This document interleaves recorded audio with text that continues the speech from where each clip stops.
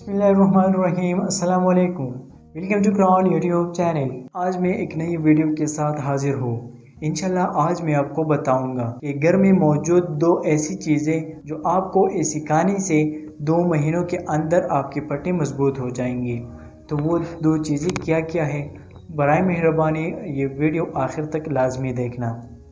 घर में मौजूद आम इस्तेमाल की ये दो चीज़ें खाएं, 2 महीनों के अंदर आपकी पट्टी मजबूत हो जाएंगी। साइंसी जरीदी बायोलॉजिकल केमिस्ट्री के इशाआत में अमेरिकी तहकीक क्रिस्टोफर एडम्स और इनके साथियों ने दरियाफ्त किया है कि फलों में मौजूद कुदरती मुरक्किबात पट्टों के नुकसान की रोकथाम कर सकते हैं।